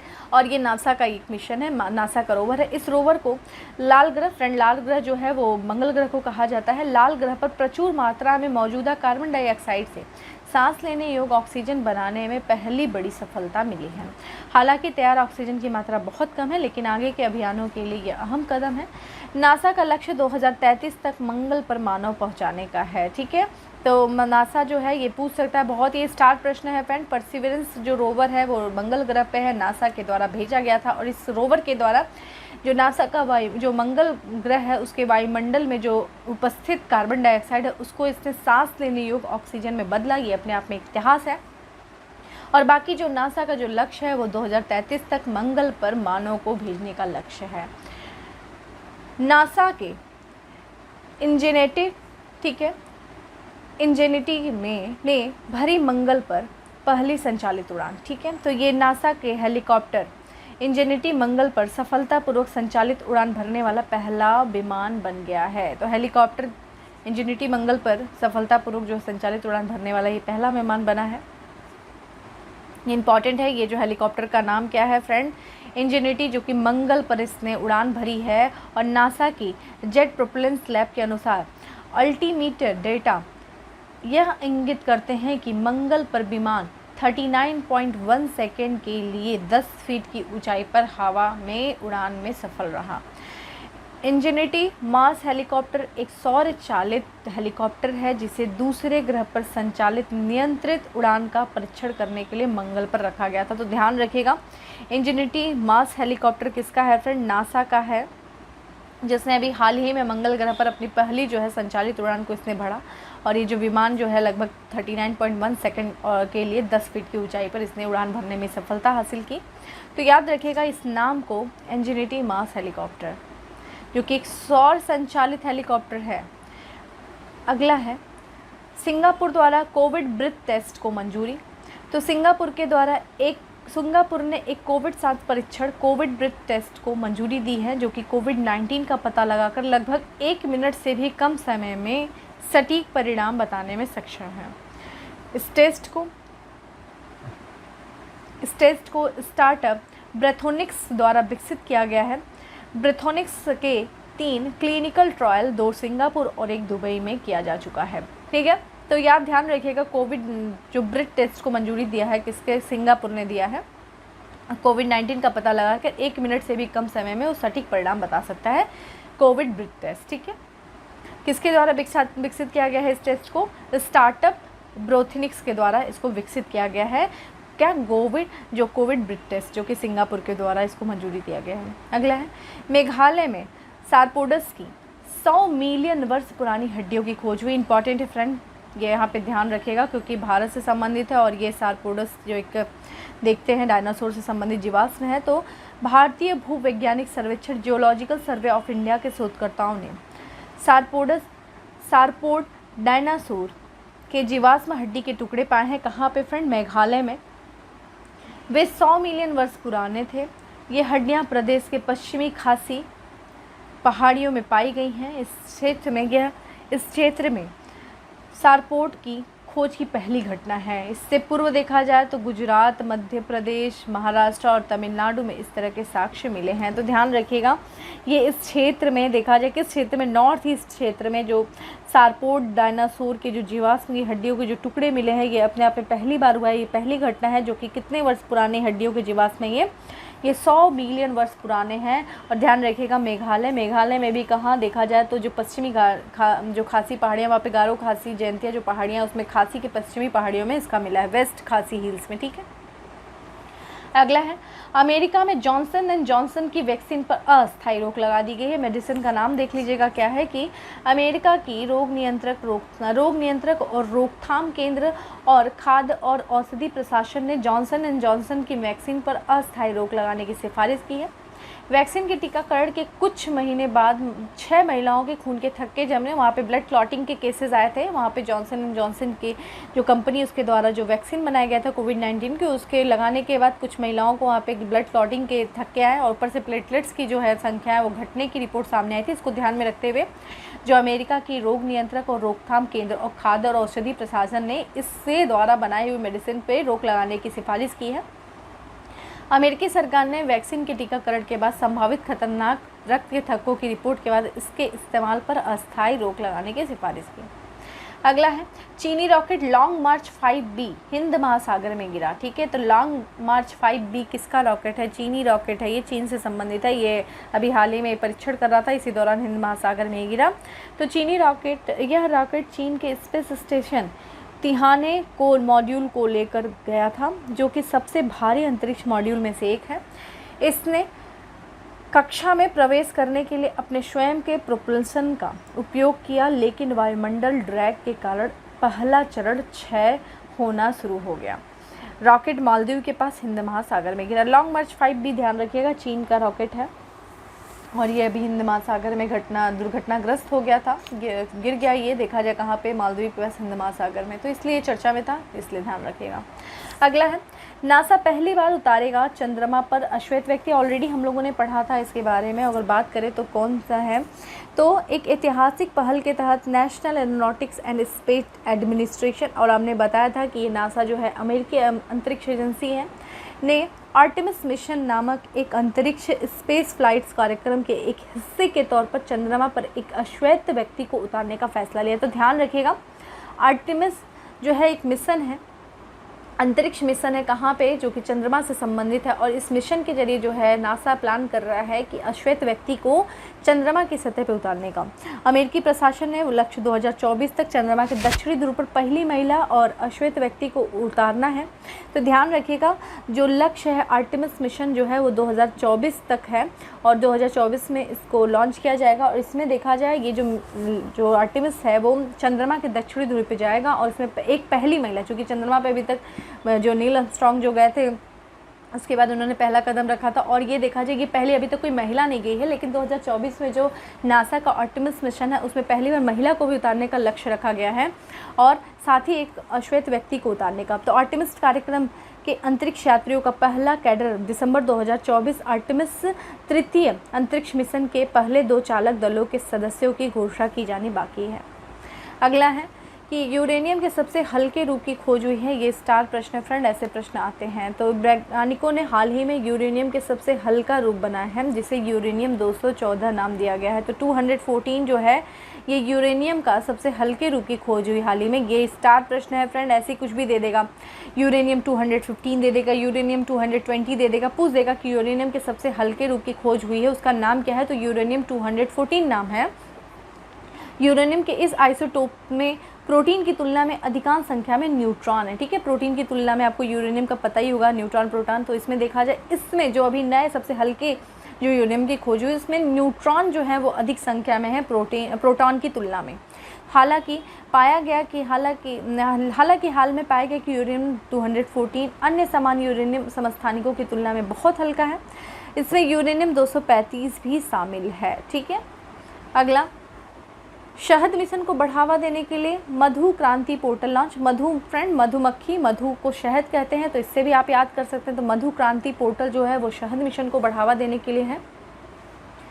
तो कृषि मंत्री नरेंद्र तोमर द्वारा देश में शहद मिशन को बढ़ावा देने के लिए मधु क्रांति पोर्टल और NAFED में के हनी कॉर्नर का शुभारंभ किया है। मधु क्रांति पोर्टल राष्ट्रीय मधुमक्खी पालन और हनी मिशन के तहत राष्ट्रीय मधुमक्खी बोर्ड की एक पहल है। किसकी जो पोर्टल है वो राष्ट्रीय मधुमक्खी पालन और हनी मिशन के तहत राष्ट्रीय मधुमक्खी बोर्ड की एक पहल है। मधु क्रांति पोर्टल को ऑनलाइन पंजीकरण के लिए निर्मित किया गया है ताकि डिजिटल प्लेटफॉर्म पर शहद के ट्रेसेबिलिटी स्रोत के साथ साथ अन्य मधुमक्खी उत्पादों को प्राप्त किया जा सके। पोर्टल पर आवश्यक कार्यक्षमताओं का विकास किया जा रहा है ताकि उन सभी हितधारकों का डेटाबेस बनाया जा सके जो शहद के साथ साथ अन्य मधुमक्खी उत्पादन, विपणन श्रृंखला और बिक्री में भी शामिल है। तो ध्यान रखिएगा, इस पोर्टल का नाम ध्यान रखिएगा, मधुमक्खी का जो है पोर्टल है। किसके द्वारा इसको देखा जाए, ये पहल किसकी पहल है, तो ये राष्ट्रीय मधुमक्खी पालन और हनी मिशन के तहत जो राष्ट्रीय मधुमक्खी बोर्ड है इनकी ये पहल है। ठीक है, मधुमक्खी पोर्टल। अगले की बात करें तो DRDO ने विकसित की नई मिसाइल रोधी टेक्नोलॉजी। तो DRDO ने नौसेना के जहाज को विरोधी मिसाइलों के निशाने से बचाने के लिए एक कवच तैयार किया है। एडवांस ऑफ टेक्नोलॉजी पर आधारित इस कवच दुश्मन के रडार को भ्रमित करेगा और जहाज़ों की ओर बढ़ रही मिसाइलों की दिशा बदलने में सहायक रहेगा। नौसेना की ज़रूरतों को देखते हुए डिफेंस लैब जोधपुर ने इसे विकसित किया है। किसके द्वारा किया गया है? डिफेंस लैब जोधपुर के द्वारा विकसित किया गया। उन्नत सॉफ्ट प्रौद्योगिकी की मदद से रॉकेट के 3 तहत के संस्करण विकसित किए गए हैं जो छोटी, मध्यम और लंबी दूरी के होंगे। ठीक है, तो ध्यान रखिएगा, DRDO के द्वारा ये विकसित किया गया नई मिसाइल रोधी टेक्नोलॉजी, जो कि किसके द्वारा किया गया? डिफेंस लैब जो है जोधपुर में उसने विकसित किया है। अगला है, यूनाइटेड किंगडम ने सड़कों पर ड्राइवरलेस कारों के लिए अनुमति दी। ठीक है, ये कारें जो है ऑटोमेटिक चलेगी, इसमें ड्राइवर की ज़रूरत नहीं होगी और ऐसे अनुमति देने वाला जो देश है वो है यूनाइटेड किंगडम। तो UK कम गति पर सेल्फ ड्राइविंग वाहनों के उपयोग के लिए विनिमय की घोषणा करने वाला पहला देश बन गया। स्टार प्रश्न है कि विश्व का पहला देश ऐसा कौन है जिसने ड्राइवरलेस कारों की अनुमति दी है, और ये कार जो है ये सेल्फ ड्राइविंग वाहन होंगे। ये देश कौन है? आपका UK है। UK सरकार सेल्फ ड्राइविंग तकनीकी को आगे बढ़ाने में सबसे आगे रहने का प्रयास कर रहा है। सरकार का अनुमान है कि ब्रिटेन की लगभग 40% कारों में 2035 तक सेल्फ ड्राइविंग क्षमता होगी। ठीक है, जितने भी कारें हैं लगभग 2035 में 40% जो कारें होंगी वो सेल्फ ड्राइविंग तकनीकी से लैस होंगी। इससे देश में 38,000 नौकरियां पैदा होंगी। इसके लिए परिवहन मंत्रालय ऑटोमेटेड लैंड कॉपिंग सिस्टम के साथ शुरू करेगा। और देखा जाए तो ऑटोमेटेड लैंड कॉपिंग सिस्टम की गति सीमा 37 मिली प्रति घंटा जो है वो निर्धारित की जाएगी। तो ये चीज़ इम्पॉर्टेंट है कि किस सरकार के द्वारा या किस देश के द्वारा जो है वो सेल्फ ड्राइविंग वाहनों के उपयोग के लिए विनिमय की घोषणा किया, और ऐसा करने वाला पहला देश बना विश्व का, वो है यूनाइटेड किंगडम। ठीक है, चलिए नेक्स्ट चलते हैं। ऐतिहासिक मिशन में रूस ने लॉन्च किया 18 देशों के 38 विदेशी उपग्रह। रूस ने अपने एक ऐतिहासिक मिशन में 22 मार्च 2021 को कजाकिस्तान के बैकोनूर कॉस्मोड्रोम से सोयूज़ 2.1A लॉन्च वाहन पर 38 विदेशी उपग्रहों को लॉन्च किया। तो ध्यान रखिएगा 38 की एक तरीके से ऐतिहासिक मिशन है, जिसके अंतर्गत देखा जाए 18 देशों के 38 जो है विदेशी उपग्रहों को रूस के द्वारा लॉन्च किया गया। कहाँ से किया गया? कजाकिस्तान के बैकोनूर कॉस्मोड्रोम से सोयूज़ 2.1A लॉन्च वाहन पर। ठीक है, यह सोयूज़ 2 प्रक्षेपण यान का पहला पूर्णतः व्यावसायिक प्रक्षेपण है। ये उपग्रह दक्षिण कोरिया, जापान, कनाडा, सऊदी अरब, जर्मनी, इटली, ब्राज़ील सहित 18 विभिन्न देशों के थे। ये चीज़ ध्यान रखिएगा। ठीक है, बाकी यहाँ पे देखा जाए तो रूस के द्वारा ऐसा किया गया है। कहाँ से लॉन्च किया गया है, ये चीज़ इम्पॉर्टेंट है। अगला है रूस में पंजीकृत जानवरों के लिए दुनिया का पहला कोविड टीका। ठीक है, तो जानवरों को जो है कोविड टीका देने वाला विश्व का पहला देश रूस है। तो कार्निवेक्री को जानवर के लिए दुनिया का पहला कोविड-19 टीका हाल में रूस द्वारा पंजीकृत किया गया। इस टीकाकरण के बाद कम से कम 6 महीने तक पशुओं को इस टीका द्वारा प्रतिरक्षा प्रदान की जाएगी। इस वैक्सीन का बड़े पैमाने पर उत्पादन अप्रैल से शुरू किया गया। कार्निवेक कोव कोरोना वायरस संक्रमण के खिलाफ एक सोर्बिट निष्क्रिय टीका रोसेल जोखमान 2, देखा जाए इसका नाम जो है रोसेल खोजन जोरदोर की एक इकाई के द्वारा विकसित किया गया है। ठीक है, तो ये चीज़ इंपॉर्टेंट है। नाम क्या है जो जानवरों के लिए जो टीका है विकसित किया गया है रूस के द्वारा, उसका नाम क्या है? कॉर्निवेकोव जो है वो एक कोरोना वायरस संक्रमण के खिलाफ एक सोर्बिट निष्क्रिय टीका है। ठीक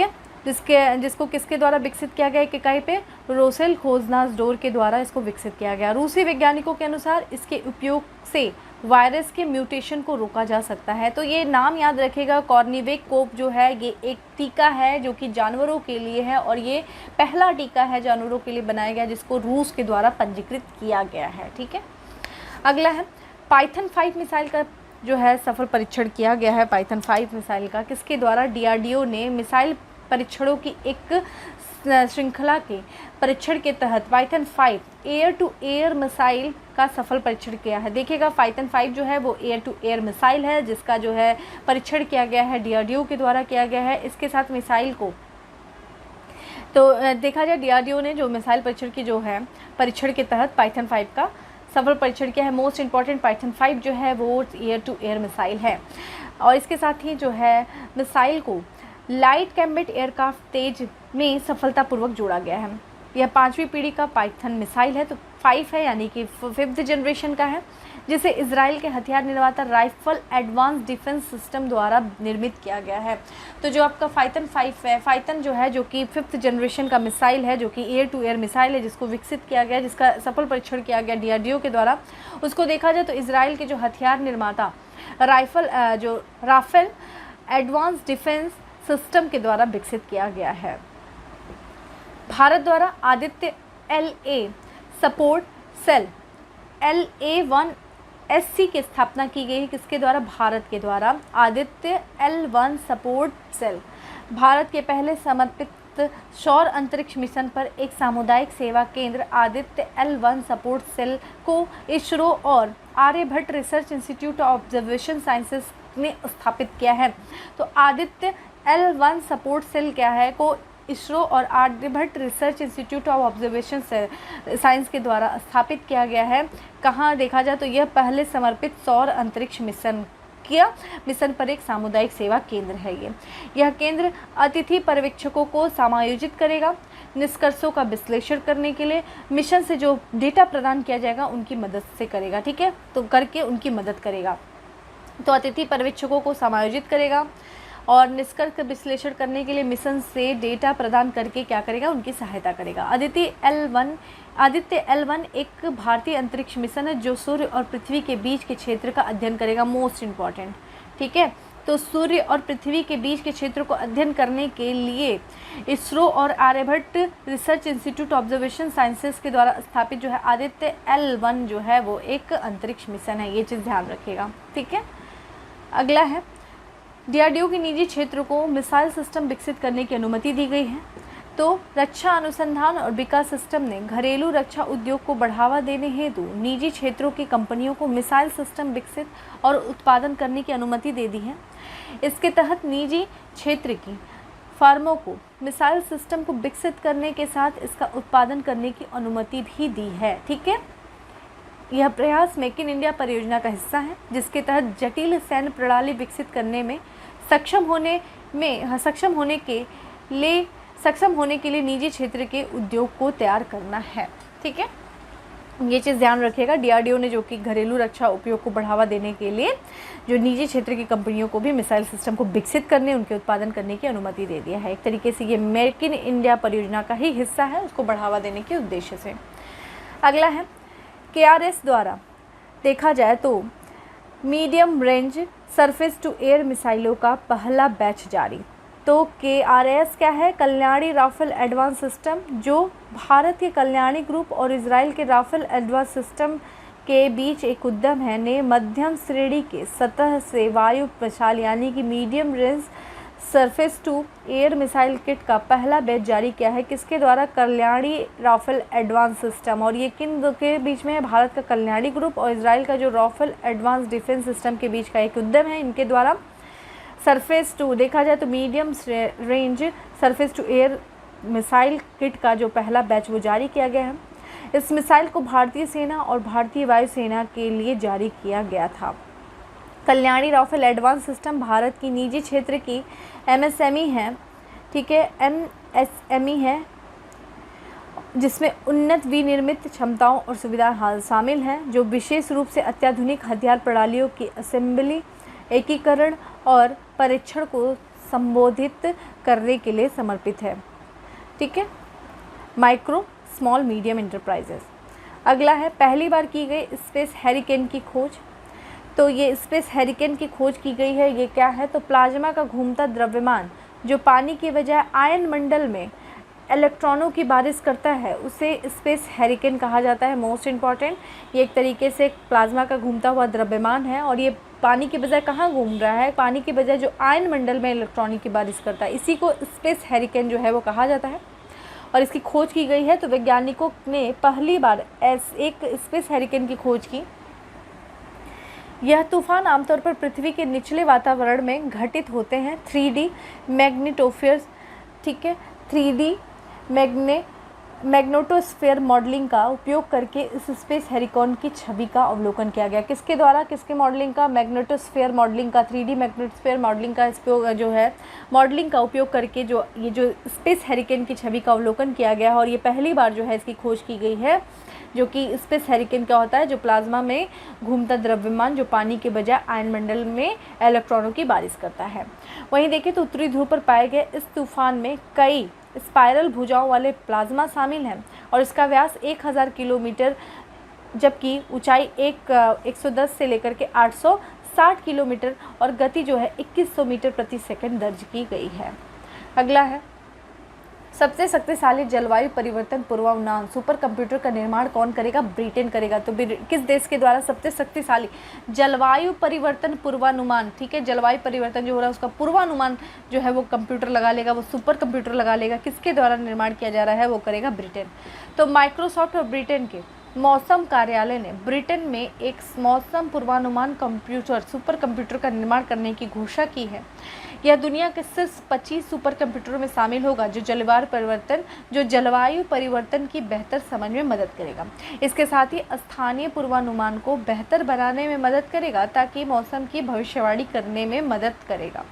ये भी चीज़ ध्यान रखिएगा। तथा गंभीर जो है मौसम की भविष्यवाणी करने में ये मदद करेगा। तो ये क्या करेगा, स्थानीय पूर्वानुमान को बेहतर बनाने में मदद करेगा और जो गंभीर मौसम की जो भविष्यवाणी करने में भी ये मददगार होगा ये सुपर कंप्यूटर, जो कि किसके द्वारा निर्माण करने की घोषणा की गई है, ब्रिटेन के द्वारा। और ऐसा करने वाला जो है तो दुनिया के सिर्फ 25 सुपर कंप्यूटरों में शामिल होगा। सुपर कंप्यूटर प्रति सेकंड 7 क्वाड्रिलियन गणन करने में सक्षम होगा और नवीकरण ऊर्जा पर चलेगा। ठीक है, चलिए अगला देखते हैं। अगला है भारत यूएस की साझा आर्टिफिशियल इंटेलिजेंस पहल। Indo US science and technology forum ने US India artificial intelligence initiative launch किया है। यह ऐसे महत्वपूर्ण क्षेत्रों में आर्टिफिशियल इंटेलिजेंस सहयोग पर ध्यान केंद्रित करेगा जो दोनों देशों की प्राथमिकता है। ठीक है, यह प्लेटफॉर्म आर्टिफिशियल इंटेलिजेंस इनोवेशन को सक्षम करेगा, एआई वर्कफोर्स को विकसित करने के लिए विचारों को साझा करने में मदद के साथ प्रमुख हितधारकों को अपने अनुभव साझा करने, नए अवसरों और रिसर्च एंड डेवलपमेंट क्षेत्रों की पहचान करने में अवसर प्रदान करेगा। तो भारत ने साझा आर्टिफिशियल इंटेलिजेंस पहल किस देश के साथ शुरू किया है, यूएस के साथ शुरू किया है और ये इसके जो फ़ायदे होंगे। ठीक है, देखा जाए रक्षा मंत्रालय का मिलान 2T की सप्लाई को लेकर सौदे पर जो है हस्ताक्षर हुआ है।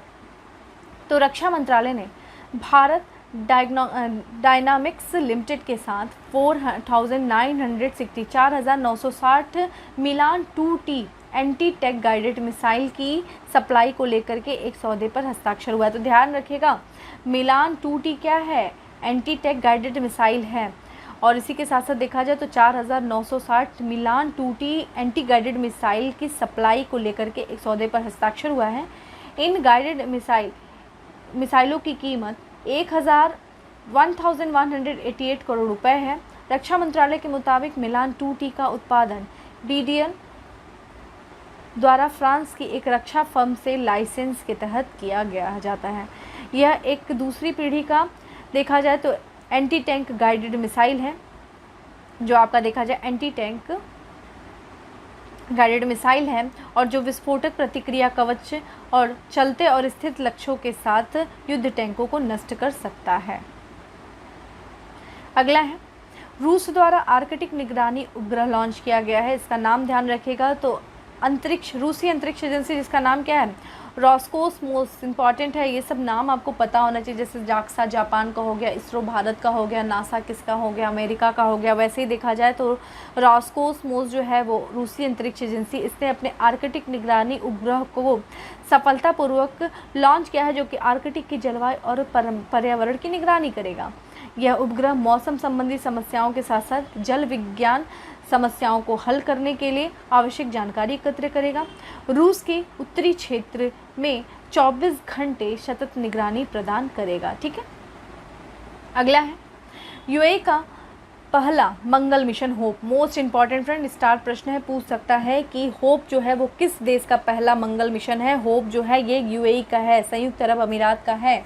तो देखा जाए तो संयुक्त अरब अमीरात ने मंगल की कक्षा में होप नामक एक प्रोब को भेजा है। इसके साथ ही अमेरिका, सोवियत संघ, यूरोप और भारत के बाद अंतरिक्ष यान को मंगल की कक्षा में लॉन्च करने वाला 5वां देश बन गया है। ठीक है, तो मंगल की कक्षा में लॉन्च करने वाला 5वां देश अमेरिका, सोवियत संघ, यूरोप और भारत के बाद ये कौन सा देश बन गया है, 5वां देश बन गया है यूएई।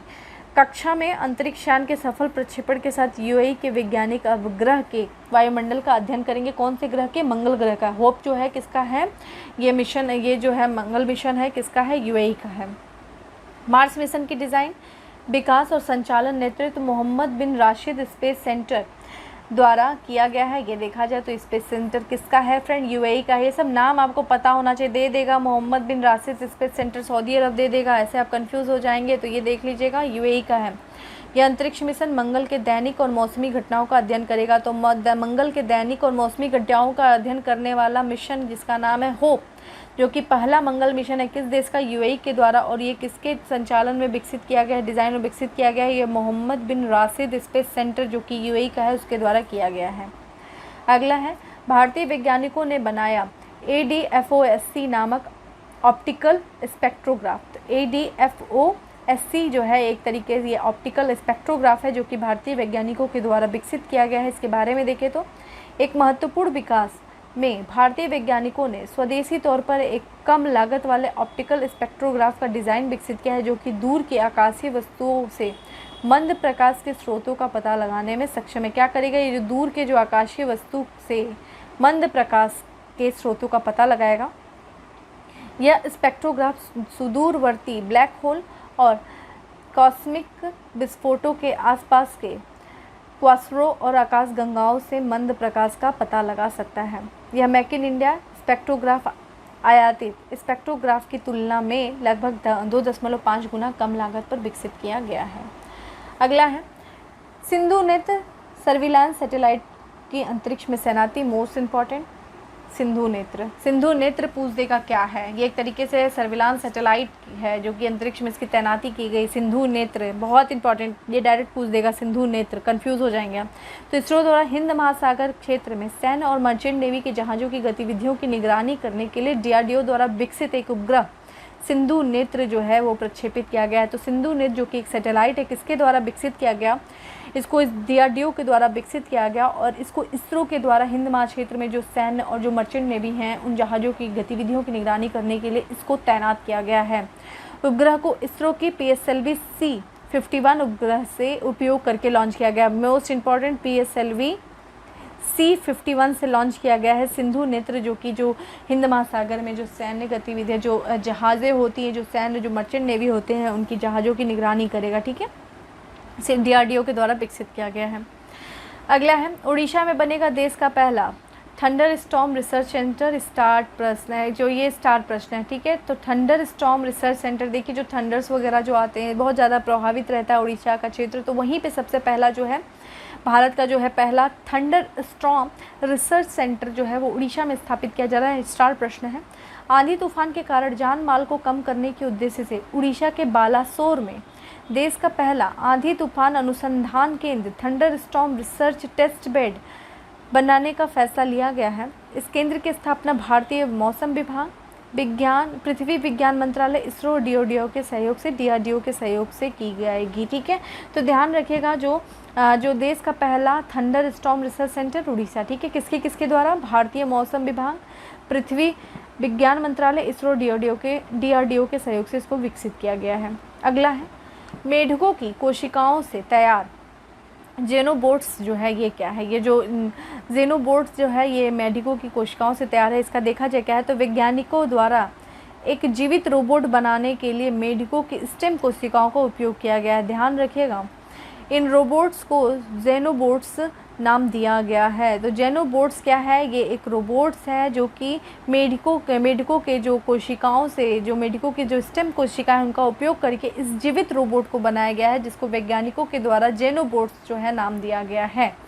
ठीक है, जेनोबोट्स खुद को ठीक करने में सक्षम है, वे यादें रिकॉर्ड कर सकते हैं। इन रोबोट्स का उपयोग बीमारी का पता लगाने, शरीर के विशिष्ट क्षेत्रों से में दवाओं की जो क्षेत्रों में, जो शरीर के विशिष्ट क्षेत्रों में दवाओं को पहुंचाने में किया जाएगा। जेनोबोट्स 1 मिलीमीटर से कम लंबे हैं और ये इसमें 500 से लेकर के 1000 जीवित कोशिकाएं शामिल है। स्टार प्रश्न है फ्रेंड, ये सब स्टार है।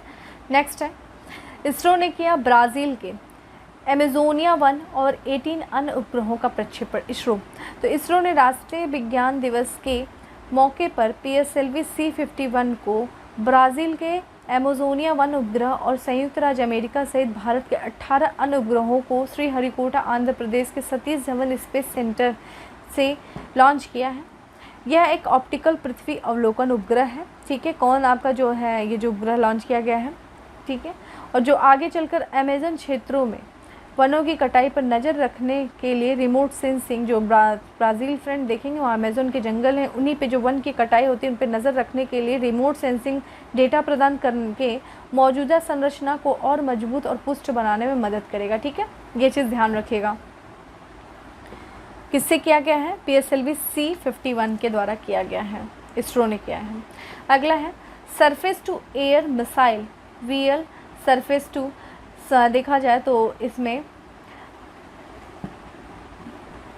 ठीक है, तो सरफेस टू एयर मिसाइल जो है आपका VL short range surface to air missile का सफल परीक्षण किया गया है। तो DRDO ने स्वदेशी तकनीक से निर्मित एवं design vertical launch short range surface to air missile VL SR-SMAO का 2 बार सफल परीक्षण किया है। यह मिसाइल सिस्टम दुश्मन के हथियारों के करीब आने पर निष्क्रिय करने में सक्षम है। तो जो दुश्मन के हथियार जब वो करीब आएंगे तो ये जो किया गया है vertical launch surface to short range surface to air missile जो है उसके द्वारा जो दुश्मन के हथियार हैं उनको करीब आने पर उसको निष्क्रिय कर दिया जाएगा। और ये जो DRDO ने ये इस तकनीकी को निर्मित किया है, स्वदेश तकनीकी से निर्मित है ये चीज़ ध्यान रखिएगा। Surface to air missile vertical range short range surface to air missile. अगला है अब 2022 में होगी चंद्रयान 3 की लॉन्चिंग। तो चंद्रयान 3 की लॉन्चिंग अब 2021 की जगह 2022 में होने वाली, कोविड-19 की वजह से ये चीज़ टाली गई है। इसरो ने कोरोना महामारी के चलते लॉकडाउन की वजह से चंद्रयान 3 और देश के पहले मानव अंतरिक्षयान गगनयान, ठीक है, देखिए गगनयान के बारे में पूछे थे, मानव अंतरिक्षयान है ये, समेत कई परियोजना की शुरुआत में होने वाली देरी की वजह बताई है। ठीक है, तो अब जो चंद्रयान 3 है वो अब 2022 में जो है उसकी लॉन्च होने की संभावना है। अगला है स्पेस एक्स द्वारा पहले first all civilian mission to space की घोषणा की गई है। तो स्पेस एक्स के द्वारा पहला है ये first all civilian mission to space की घोषणा की गई। तो एलन मस्क के नेतृत्व में स्पेस एक्स ने अंतरिक्ष के लिए अपना पहला नागरिक मिशन लॉन्च करने की घोषणा किया है। इस मिशन को इंस्पायरेशन 4 नाम दिया गया है। मोस्ट इम्पॉर्टेंट पूछ सकता है कि इंस्पायरेशन 4 जो है वो किस मिशन, इंस्पायरेशन 4 क्या है? ये एक मिशन है जिसके तहत ये अपने आप में एक पहला मिशन है, जो कि एलन मस्क के नेतृत्व में जो स्पेस एक्स कंपनी है उसके द्वारा इसको लॉन्च किया जाएगा। ये अंतरिक्ष के लिए अपना पहला नागरिक मिशन जो है वो है इंस्पायरेशन 4। स्पेस एक्स फाल्कन 9 द्वारा फाल्कन 9 पर इंस्पायरेशन 4 के लॉन्च की योजना बना रहा है। यह दुनिया का पहला सर्व व्यावसायिक अंतरिक्ष यात्री मिशन होगा। इंपॉर्टेंट स्टार प्रश्न कर लीजिए। मिशन को फ्लोरिडा में नासा के कैंडिड स्पेस सेंटर से लॉन्च किया जाएगा। ठीक है, तो दुनिया का पहला सर्व व्यावसायिक अंतरिक्ष यात्री मिशन जिसका नाम क्या है फ्रेंड? इंस्पायरेशन 4। किसके द्वारा? स्पेस एक्स के द्वारा इसको लॉन्च किया जाएगा। इसके मालिक कौन, किसका नेतृत्व? Elon Musk. अगला है स्पेस एक्स ने 143 सैटेलाइट्स लॉन्च कर बनाया रिकॉर्ड। स्टार प्रश्न। तो फाल्कन 9 रॉकेट से 143 उपग्रहों को लॉन्च कर नया रिकॉर्ड कायम कर दिया है। नए रिकॉर्ड के साथ स्पेस एक्स ने भारतीय अंतरिक्ष अनुसंधान संगठन के रिकॉर्ड को तोड़ दिया है। ठीक है, इसरो के रिकॉर्ड को तोड़ दिया जिसने फरवरी 2017 में एक लॉन्च में 104 उपग्रहों को अंतरिक्ष में भेजा था। अब इसने देख लिया जाए तो 143 उपग्रहों को लॉन्च किया है। ये चीज़ इंपॉर्टेंट हो जाती है। स्पेस एक्स ने, चूँकि एलन मस्क की कंपनी स्पेस एक्स ने 2021 के अंत तक लगभग दुनिया भर में वैश्विक ब्रॉडबैंड इंटरनेट कवरेज प्रदान करने के उद्देश्य से इन उपग्रहों को लॉन्च किया है। इंपॉर्टेंट है। अगला है आकाश NG मिसाइल का सफलतापूर्वक न्यू जनरेशन जो है मिसाइल है, आकाश न्यू जनरेशन मिसाइल का सफलतापूर्वक परीक्षण किया गया है। रक्षा अनुसंधान और विकास संगठन DRDO ने मध्यम दूरी medium range surface to air missile में मार करने वाले Akash NG new generation missile का उड़ीसा तट से सफलतापूर्वक परीक्षण किया है। ठीक है, तो ध्यान रखिएगा मध्यम दूरी से सतह से हवा मार करने वाले जो है आकाश जो है वो न्यू जनरेशन मिसाइल है जो कि उड़ीसा के तट से इसका परीक्षण किया गया है। किसके द्वारा? DRDO के द्वारा। मिसाइल को भारतीय वायुसेना रक्षा प्रणाली को बढ़ावा देने के लिए DRDO द्वारा विकसित किया गया है। अगला देख लेते हैं कि निमोनिया के खिलाफ भारत का पहले स्वदेशी टीका लॉन्च। मोस्ट इम्पॉर्टेंट है।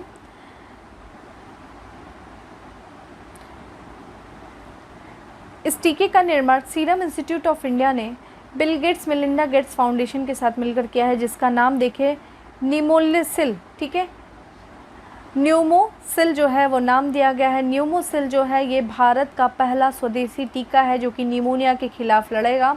और ये किसके द्वारा लॉन्च किया गया है, बनाया गया है, जो मिलकर किया गया है निर्माण इसका, तो सीरम इंस्टीट्यूट ऑफ इंडिया जो कि पुणे में है, इसी के द्वारा कोविशील्ड भी बनाई गई थी फ्रेंड। और ये बिल एंड मेलिंडा गेट्स जो फाउंडेशन है, इन दोनों ने मिल करके भारत का पहला स्वदेशी टीका लॉन्च किया, जिसका नाम क्या है, न्यूमोसिल जो है वो इसका नाम है। भारत के पास टीके की पहुंच है, लेकिन नया स्थानीय रूप से विकसित यह टीका अन्य वैक्सीन से काफ़ी सस्ता है, ठीक है। यह स्थानीय रूप से विकसित है, इसलिए अन्य वैक्सीन से काफ़ी ज़्यादा सस्ता है। और इसका नाम क्या है, न्यूमोसिल है, जो कि पहला स्वदेशी टीका है किसके खिलाफ, निमोनिया के खिलाफ। तो फ्रेंड, इस तरीके से हमारा साइंस एंड टेक्नोलॉजी से संबंधित जितने भी करंट अफेयर्स थे हम लोगों ने देखे, पढ़े, उसको समझा, उसको रिवीजन किया। तो बाकी मैंने बताया है कि जितना जो चीज़ बच जाएगी, मैं एग्जामिनेशन के पहले कुछ दिन पहले फिर से कोई सेशन लेके आऊँगी, एक सेशन लेके आऊँगी जिसमें जितने भी आपका इंटरनेशनल रिलेशन हो गया, स्पोर्ट्स हो गया, करंट इवेंट, आज का साइंस एंड टेक्नोलॉजी हो गई, इन्वायरमेंट एंड इकोलॉजी हो गया, जितने भी उससे संबंधित कुछ शो क्वेश्चन इंपॉर्टेंट पॉइंट बच जाएंगे, उनको भी हम एक बार क्विक रिवीजन कर लेंगे एग्जामिनेशन के कुछ दिन पहले, ठीक है। तो इस तरीके से हमारा आज का साइंस एंड टेक्नोलॉजी का भी रिवीजन जो है वो कंप्लीट हो गया। आप थोड़ा सा इसको जल्दी जल्दी 1 से 2 बार देख लेना, क्योंकि यहाँ से कुछ क्वेश्चन ज़रूर हैं, कुछ क्या लगभग में से कुछ ना कुछ ज़रूर फंसेंगे क्वेश्चन, तो इसको थोड़ा क्विक एंड फास्ट मोड में रिवीजन कर लेना, ठीक है। तो फिर हम अपने नेक्स्ट सेशन में मिलेंगे। और जैसा कि मैं आपको बता रही हूँ, इसका जो PDF है वो जो आपका डिकोड एग्ज़ाम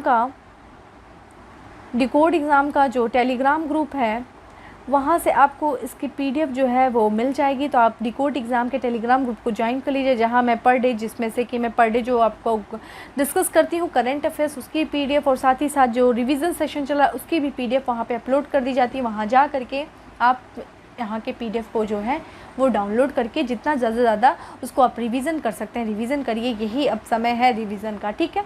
तो फ्रेंड, फिर मिलेंगे नेक्स्ट सेशन में, तब तक के लिए bye, have a good day, stay safe and stay happy.